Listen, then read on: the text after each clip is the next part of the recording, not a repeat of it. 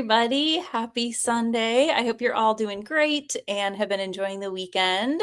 I am Gina with Advantage College Planning, and I'm really excited that you are here to talk about what to be doing right now and into this summer to de-stress the college application process for your entire family and your current high school junior. So if you can hear me, if you can see me, if all the technology is working as it should, if you can go ahead and give me a thumbs up, or you can also use the chat feature to send me a message. That would be really great. You also can use the chat feature to put in any questions that you have or comments. You can add in where you're tuning in from or what year your student is. That's always really helpful for me so that I know kind of just how to target my information for you. What I'll be talking about tonight is really specifically relevant to students who are current high school juniors who will be getting ready to apply to college in the fall of their senior year. So lots of action steps there. And yeah, you can definitely use that to post questions and I will answer them along the way. Plus we will have time for Q&A at the end. Awesome. Great. All right. Well, it looks like everything's working from an audio visual perspective. So let's go ahead and get started. I wanted to talk about this topic tonight because right now, I'm working with all of my juniors on getting ready for the college application process. And I think there are a lot of benefits to working with a college consultant. One of them, I think, is that we do work really hard to reduce the stress on the family during this time because you don't feel like you have to know what's going on and kind of manage all the deadlines. But the other thing that I think is really helpful that we do is we get our students started early on parts of the college application process that can be started early. So just like everything else, we're really intentional with what we're having students do and when.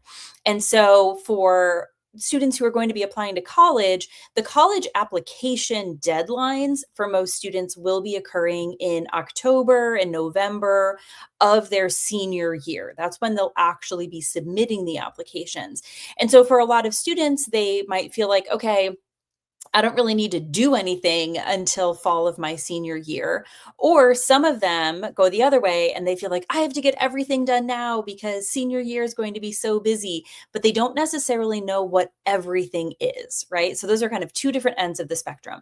So my goal for us tonight is to give you some very clear steps that your student could and probably should be doing this summer so that they're working on things that will be helpful for them. They won't be spinning their wheels and kind of wasting their time, but they will be putting themselves in a good position come August and September. And so that's really our overall goal. So it's not about trying to do everything all at once. It's about doing a couple of really specific high impact items that are going to set them up well. Usually students who feel the most stressed are the ones who kind of wait too long or the ones who try to do everything all at once. So let's talk about, first of all, like what the summer kind of should and should not be, just to help frame this a little bit. I think that's especially helpful if you have never been through the process before. Maybe this is your first child going through it. And so just knowing kind of how to frame out the summer. So the summer should be a time to get a head start on their college applications, number one. Number two, a time to explore a little bit further in terms of extracurricular activities. That could be having a part-time job. I think that is incredibly valuable.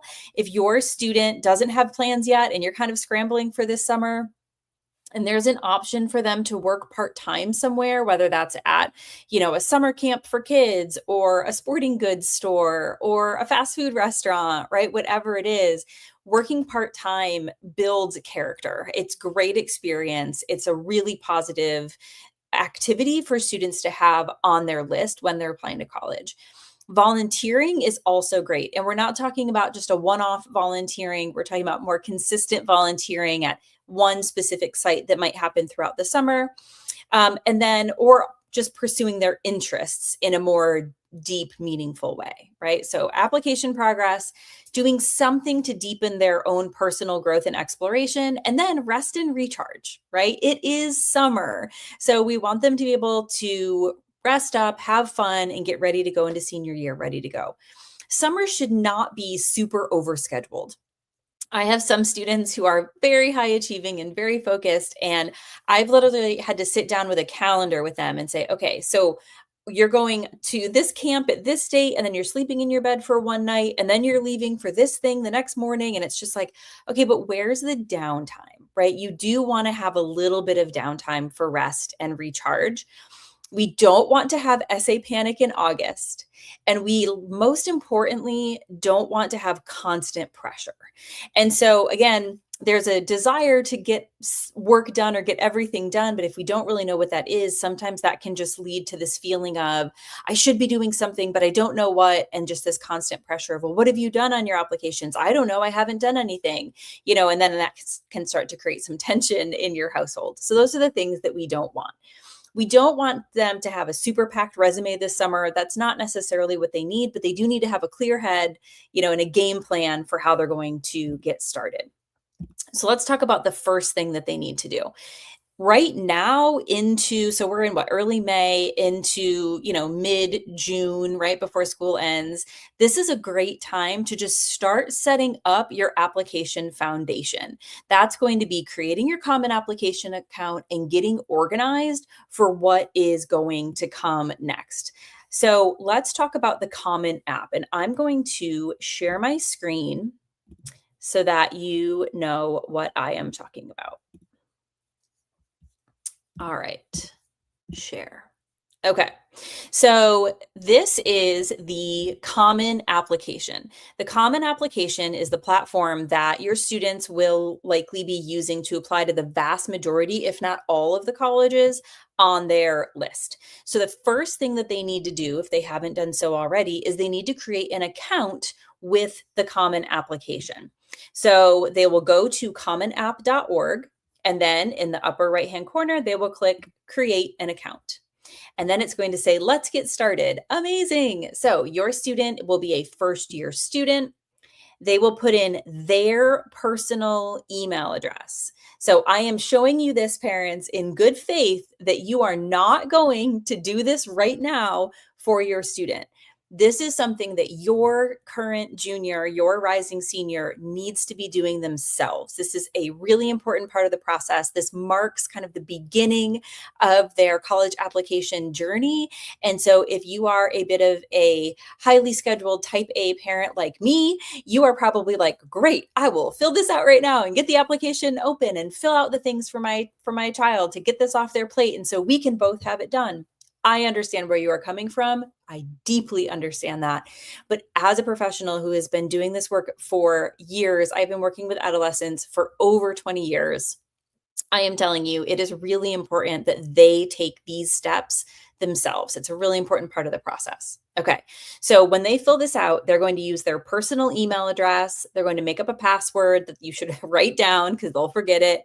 They'll be applying to start college in 2027. And then they'll put their legal first name, your family last name, their birthday, their cell phone number, home address. Check these boxes, and then they will create an account. Very exciting. And so once their account is created, they will be able to log in, and this is what their Common Application will look like. And again, if you have questions, go ahead and put them in. If you have questions, go ahead and put them in the chat. And if you're with me, give me a thumbs up. Let me know you're still with me with all this screen sharing.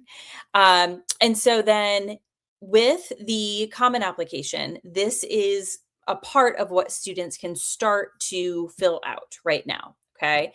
Some of this we are not going to touch. Right now, we are not going to touch anything that is college specific because this application is still very specifically for current high school seniors. Believe it or not, there are some colleges and universities that are still accepting applications. So we're not going to have them apply right now. But what they can get started on is this dashboard information in the My Common app. Any information that gets put into this section here is going to be shared with every single college that your student applies to. So they only have to enter that information once, which is really nice. Okay. So then after you come in here, there are two sections right now that your student will be able to have done tonight if you want to. The rest of this is going to take some time. The first section that they could have done now is the profile section. This is where they'll put in their personal information, their home address, their personal phone number. Please do not put your phone number as a parent here. There is a separate place for that. This is where your student's phone number should go. The alternate phone number is not a parent phone number. This would be like back in the 90s when we applied to college and we had a telephone in the kitchen, right? That was our home phone. You probably don't have that. Most students are going to say no other telephone here. That is the student's telephone. Demographic information, languages that the student is proficient in, geography and nationality, citizenship. If your student is a US citizen, and if you plan to apply for any type of financial aid at the colleges or universities your student will be applying to, I highly recommend you put in their social security number here. And you'll see once you put it in, 789, once you put it in and you hit continue or do anything else, there we go. Oh, I'm not a German resident. It X's out those first numbers, so it does keep it private. So I recommend putting a social security number here because that's the way the financial aid office is going to link up your student with their FAFSA, their financial aid form. If the student does not include a social security number here, that can just delay them receiving their financial aid package. So before they submit their application, I highly recommend putting the social security number in. And then there is a common application fee waiver for students who qualify based on different criteria, largely linked to financial need. So this whole section, this whole profile section is all information that your student can complete now and have that checked off. The second section that you could complete potentially now would be the family section. This is a section that I always tell my students they should fill out with their parents because this is going to go pretty deep into the weeds about you and your educational history. So if you put in information about parents, maybe your parents are married and you live with both parents, or maybe your parents are divorced and and then I make my home with parent one, right? So there's a lot of different scenarios. Those are all on here. And then once you hit continue, it's going to start asking me questions about parent one. And it's going to get into the highest education level. So if parent one graduated from a graduate program, right, a master's degree, PhD, medical school, etc., then we're going to have to put all of that in. So I have to put in what college I attended, the degrees that I received from my first school, the second college I attended, the degree I received from that school, what type of degree was it, right? What year was it? Usually students don't know that much information about you and your educational history. So highly recommend that you fill out all of this parent information together. And then if your student has siblings, they would enter how many siblings they have, right? Or maybe they have one or none. And then step parents as well can be added. So these two sections, profile and family, those can be added and completed now. So that's a great way to go ahead and get started. We call that the low-hanging fruit. Now, there are a few other sections on this main dashboard page that you can start working on a little bit, but you cannot complete yet. So education. You can add in the high school that your student attends, and you can put in the year that they started at that high school, if it's a boarding school or not, when they'll graduate, that they plan no change in progression means they will be graduating on time, right? They're not graduating early, they're not graduating late. That part you can fill out. If your student didn't has attended the same high school since ninth grade, the answer to other secondary schools will be 0. If your student transferred, let's say they started at one high school and then you moved, or for whatever reason they transferred to a new high school, then you would just put which high school they were at, the dates, and the reason, a very brief statement about just the logistics about why you transferred schools. So if that's relevant, you can complete that part. Colleges and universities, if your student has taken any coursework through a dual enrollment program, for example, like at a community college, or if they did a summer program where they were awarded college credit, you can enter that information here. And then we get into grades. This is the section that usually you should wait on, because at most high schools, the student school counselor is going to provide them with an updated transcript, typically around the beginning of the senior year. So in August, September, the school counselor will give a student their most up-to-date transcript that will give them information about the graduating class size, class rank, if that's something that the school determines. GPA scale reporting is good to ask the school counselor, the cumulative GPA, and then the weighted or unweighted GPA, whichever it is your student wants to report. So a lot of times students are eager to fill this part out now, but it typically does change. So you're better off just waiting until you get that updated transcript in the fall of senior year, so that the information here is most relevant and like matches exactly what's on the transcript that the colleges are sending to, or the high school is sending to the colleges and universities that you're applying to. Then the next section, they also need to wait on for most of it. So current or most recent courses, they're not asking about junior year courses. They're asking about senior year courses. Okay, so list all the courses that you're taking this academic year. So whatever a normal, load is, however many classes the student is taking. And then scheduling, are you on a semester schedule? Do you take your classes all year? And then let's say I said I'm taking 8 classes and I'm on a semester schedule, right?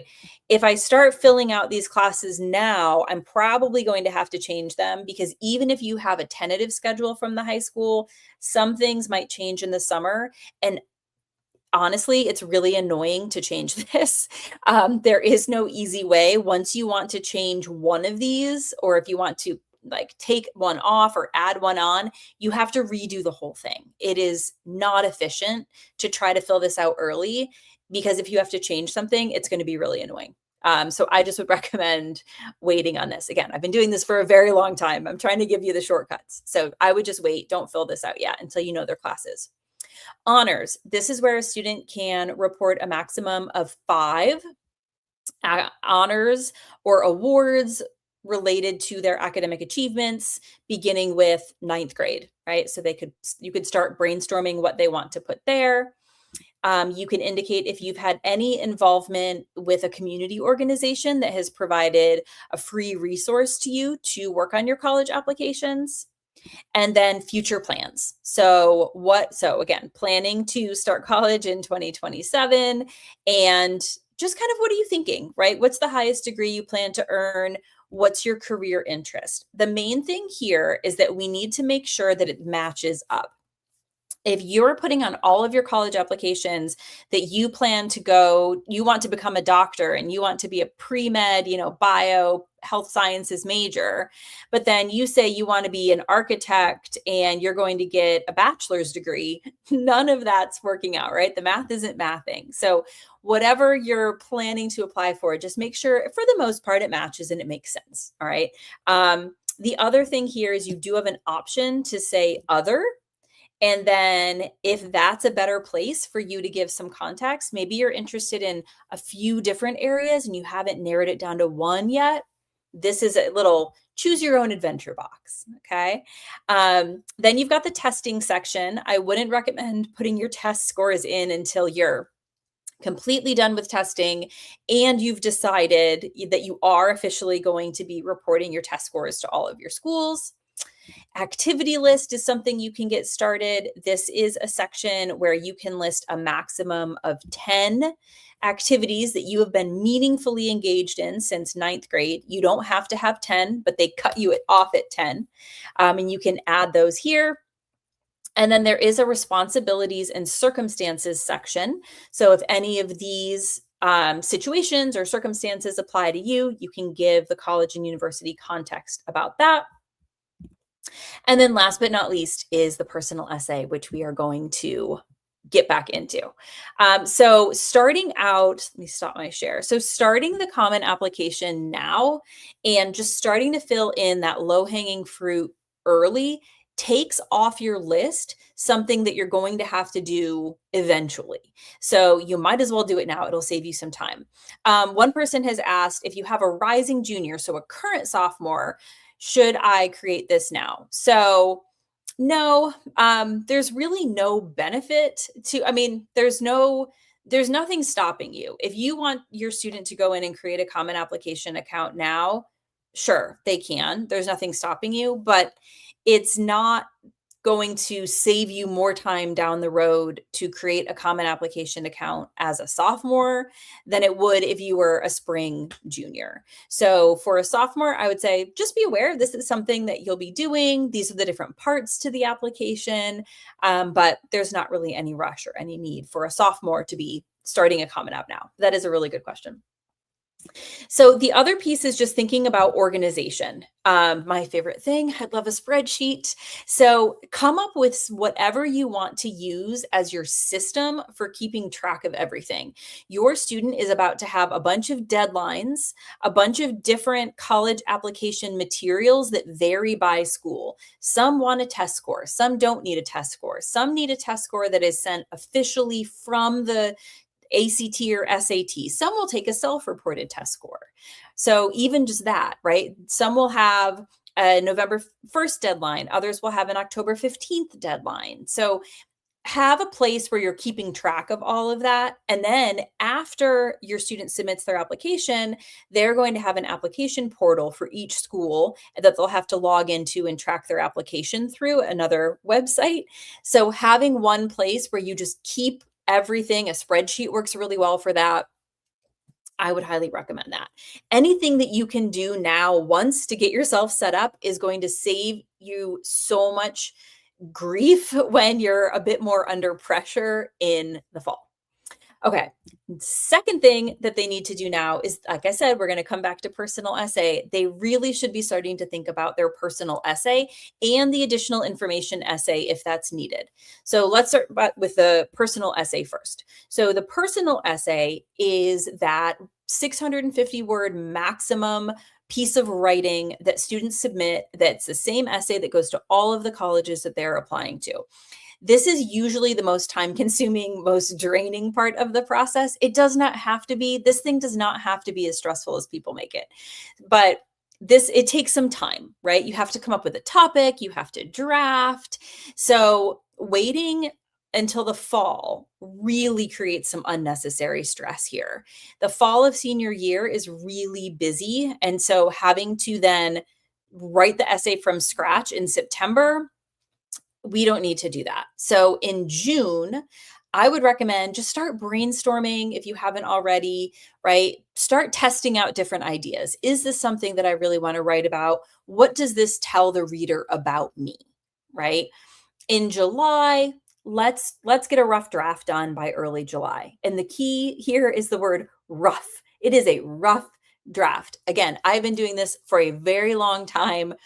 The very first draft a student shows me is not at all indicative of what that final draft looks like in the end, right? It is a rough draft. It is just a pile of clay thrown on a potter's wheel, and it's a mess, and it's a little drippy and messy, right? And it does not look like much. It's a big old lump. But over time, right, it gets shaped, it gets shaped. Sometimes falls down and we have to restart. Sometimes we need to add some more clay, right? We might need a new perspective. But in the end, you end up with something that's really great. But you have to work through the process. And that process tends to take a little bit of time. At the end of July, you really want to be revising, right? Starting to kind of put those final touches on. I tell students have one, maybe two really good sources who can give you feedback. Do not be sharing your essay on TikTok. Do not be asking Reddit what they think, right? Everybody's going to have a perspective and you're going to end up with this chaotic mess of an essay with everybody's opinions in it, and now it doesn't sound like you anymore, right? So have one or two people that you trust that you'll go to for guidance and try to finalize that thing before school starts. Okay, once you get that essay completed before school starts, my ideal for you before school starts is to finalize your essay, go to this personal essay section of the Common App, right? Here are all the different prompts that you can work with for your essay. The last prompt is always choose your own adventure, right? You don't have to follow one of these, and paste your essay in here and be done with it. Because once you have your essay done, there are so many other things that you can be doing. And so we don't want to go back to it, right? Once you love it, it's done. Great. We're moving on. Okay. Now, there is another essay, a set of essays called additional information. This is not at all required. Okay. The personal essay is required. You can't submit your application until you have the personal essay in. The additional information essay is totally optional. However, this is a place where you can, or your student can, share information, context, achievements, anything that they feel is really important context for the university to have when they're reviewing the application that they can't fit somewhere else, right? So, natural disasters, right? If you were in an area that was heavily impacted by a hurricane and the school was closed for weeks and your family was displaced, right? And you don't know if the university is necessarily going to have any context for how you've had to work through that, or maybe there was a dip in your grades during that time, right? That's something you might want to share. It could also be a really positive thing, right? Maybe you have a personal project that you have worked on that you're really proud of and you want to give a little bit more context about that, then you can add that into this section as well. So that would be, so there's a challenges section, right? So this is specifically about challenges. This first one, challenges or circumstances, really difficult things that I personally have had to work through as a student to overcome, those would go here. If those don't apply to you, no, right? Then there is, would you like to share any additional details or qualifications not reflected in the application? If this is where, if let's say you have a personal project or you have something that you're really proud of that you think is a really big deal that you just can't find another place to include in your application, that can go there, right? So you do have these two additional context areas that you can include if you want to. These are also things that you should be starting to think about, right? If you're going to be writing an additional information essay about, maybe you were out sick due to appendicitis and you had, that resulted in a really low grade in a class because you missed a project and you couldn't make it up. You want to give that context, right? That's what that could be for. So schedule limitations is a good one to put there, dips in grades. Basically, with both of those essays, you just want to keep them factual and brief. We are not trying to get into a long story here, like 1 to 2 paragraphs max. Just give them the idea. So with the essay writing, we're not looking for like the perfect essay. We're trying to get something real on paper that tells the reader something about your student. That's the goal. A really messy draft in July is 100 times better than a brilliant idea in early October that's still in your head, right? In terms of deadlines. So just start working through the messiness and we'll get there and it's going to be great before school starts. Okay, so then the third thing, as I mentioned, is you've got to do some kind of meaningful activity. Yes, you should be going to the beach and having fun, but you also need to do something that can round out your activity list, right? So colleges value depth, not just breadth, not just a busy schedule. We don't want you to be burning out trying to do something here and here and here and here, all these one-offs, right? What we really want is for you to have one or two things where that you spend a long amount of time growing as a person. So again, I talked about at the beginning of this, part-time jobs, right? Part-time jobs, I love. They build responsibility, they build communication skills. So many great opportunities for growth and character development come through a part-time job. Consistent volunteer work, again, not just a one-off here, there, and everywhere, but one specific place that you're going to and you're routinely volunteering at, then you'll be able to tell a story about that experience and how you grew, or an impact that you had on someone, or impact that that experience had on you, right? That's all fodder for really great essays. And it also could be a personal project. Maybe you're going to start a small business. One year I had a student who did a small business. He had all the equipment and he went around offering for a small fee to paint and kind of touch up the mailboxes for people in his neighborhood, because the HOA has a standard for the mailboxes. And some people were starting to get letters that they needed to be repainted or cleaned. And so he went around, looked at who had a mailbox that needed a little love, and that was a part-time job he created for himself for the summer, right? So maybe it's a small business. Maybe you're going to launch an initiative or start writing a blog or deep dive on research in a topic that you're interested in, right? All of those things would be really meaningful. So really, you just want to choose one focus area that you're going to commit to consistently. And then as you're doing it, have your student kind of reflecting on like, oh, well, what'd you learn today? Or, what have you been learning from this experience? Because that's going to be gold for your essays in a couple of months. So we don't need more activities necessarily, but we just need to make sure that we're getting a lot of meaning out of the activities that students are doing. So the bottom line here is that rest is productive. Number one, summer fun is allowed, right? We don't need to be overscheduled and talking about college every day and stressing out. If your student finishes the summer exhausted, even if they were really productive, they kind of miss the point, right? But the goal for the summer is really to intentionally take action to set yourself up so that when application season hits, your student is feeling ready and they are not feeling overwhelmed. So I'm going to open it up for Q&A. You can go ahead and put any questions that you have in there. And then while you're putting your questions in, I also will let me put up my other banner. On June 7th, I'll be back talking about how to research colleges beyond the rankings. So that'll be a really good one. Okay, another question. How does CFNC fit into this time frame at all? CFNC. Okay, so there's a couple ways that could go, John. So CFNC, do you mean submitting the form through CFNC to verify that students are North Carolina residents? So that's the first thing we can talk about. So if you are tuning in from North Carolina, and your student plans to apply to North Carolina public universities, one of the boxes that will pop up on their application will ask them for their residency number.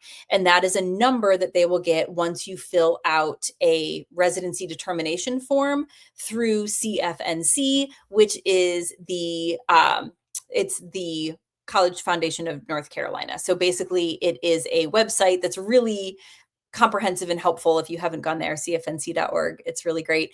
But your student will create an account through CFNC. You should do it with them because it's going to ask for social security numbers. And then they will get a number that says you are a resident of North Carolina if you meet the qualifications. And then they will paste that number into the box on their UNC system applications. What that does is it verifies to the North Carolina public universities that your student does qualify as an in-state student for application purposes. And it also means that they would qualify for in-state tuition if they were admitted to the university. The other thing that John might be talking about is there is last year, the North Carolina rolled out this new program called NC College Connect. So NC College Connect is a program where several of our public institutions, not all of them, but several of our public and private institutions, as well as all of our community colleges in North Carolina, were able to offer direct admission to students based on the students' courses that they had completed and their GPAs on their high school transcript. And so that information with the offers for direct admission last year came out in late August, early September. Students received an email. They had to log into their CFNC account in order to see their list of schools. And then if there were any schools they were interested in, they could accept the offer through a form through the CFNC application. And then John's second question was, when do you recommend that students take the SAT or ACT? Great question. So most of my juniors have started taking the SAT or ACT. If your student is attending a public North Carolina institution, then they were required to take the ACT in school in February or March. So they should probably have those scores back by now. The SAT is also being held this time of year. I think there was an SAT just yesterday. I had a lot of students taking it. So high school juniors are typically the ones who are starting to take the SAT. Most of my students take those tests beginning in the spring of their junior year into the summer. There is a June SAT and a June ACT. There is a July ACT. There is an August SAT, and then there is a September SAT and a September ACT as well. So plenty of opportunities for testing, even for students who want to try to hit those early deadlines, early action deadlines, but spring and summer junior year tend to be the most popular times. Another question, in the additional information, is that a good place to expand on an activity? How much space is in the activities section to expand on the actual activity? That's a great question. So in the activities section on the Common Application, students have very limited space. So they have 50 characters to state the name of the organization that they were involved with, 100 characters, so letters, numbers, spaces, punctuation, to state the role that they had, and then 150 characters to explain the significance of this activity to them. So it is quite brief. If there was one specific activity that was especially meaningful to your student and they wanted to provide a bit more context, you certainly could use the additional information section for that.